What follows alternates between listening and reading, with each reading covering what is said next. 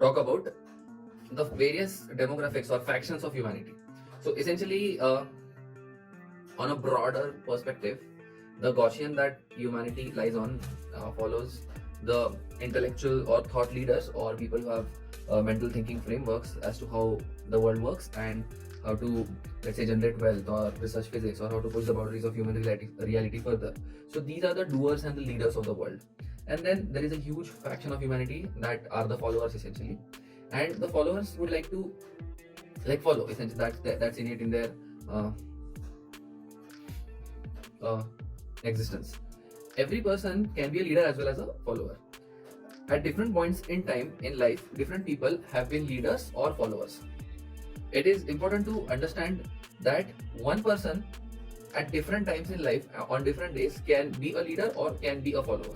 For instance, a very successful businessman can be a leader when they are conducting business meetings. A very successful athlete can be a leader when they are working in a team or working solo and performing their tasks and pushing the boundaries of their reality as well as human reality further. But let's say in the case of both falling sick, then they have to be the follower of the medical professional or the doctor who is going to be treating them. So there are various times in which we have to assume leadership positions and various times in life when we have to assume followership positions. There is nothing bad in it because human intellectual bandwidth is limited, the time that we have in life is limited, and because these things are limited, we can't really be experts in every small aspect. I recommend a few key areas wherein expertise should be developed. One is in understanding how businesses and resource acquisition, allocation, and capital allocation works. This is important because this frees up your time or time while we are like a human's time while the human is alive on earth, and because of that a human can achieve what exactly he wants to achieve or spend time in the particular way or manner in which they would like to actually spend time. So this is one area, key area. Like for instance, anecdotally speaking, in my life from age 15, from age 14, I was very fascinated. I have been very fascinated with physics, but I'm already past the age of 25 when Albert Einstein postulated general theory of relativity, and I know that the current theoretical physics problem is harder to solve than general relativity.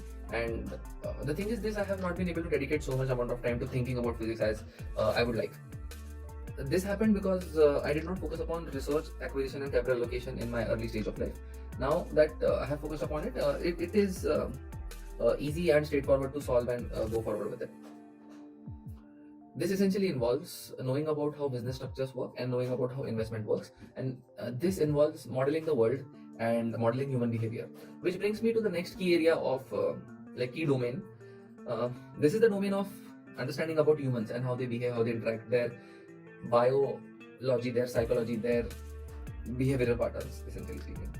So I have had the fortune of having the internet and Wikipedia, which is a repository of human knowledge, and I have had the fortune of reading through a lot of things and intaking and processing a lot of things. And the current microstructure of my brain, I would say, is pretty sophisticated compared to a primate, let's say, and it is further down the line compared to even an average human being on planet Earth right now. So I say this factually and humbly without trying to dilute the truth value of the statement. So the second key area is how humans work.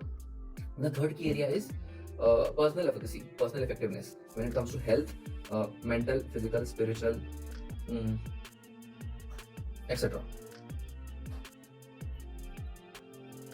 And the fourth key area is how to solve the global problems. This is like one very important thing because there are a lot of administrative problems on earth right now, so they need to be solved.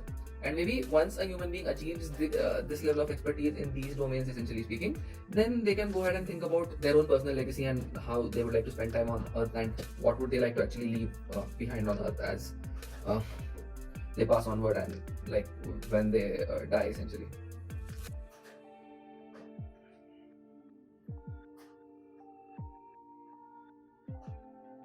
Apart from these five key areas, I would recommend exercises in critical thinking, physics being the most important field, like not at all closely followed by like logic puzzles, mathematics, and computer science, essentially.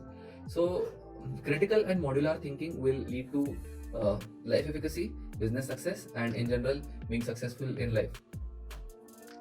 I have decided to document my thoughts on these phenomena, and I would be writing 4 books and versioning them later, because knowledge expands and better models of thinking and are always a possibility. When the microstructure of the brain is focused upon those key areas of learning, there is a good possibility that my brain might come up with better models of thinking and better ways of modeling the world.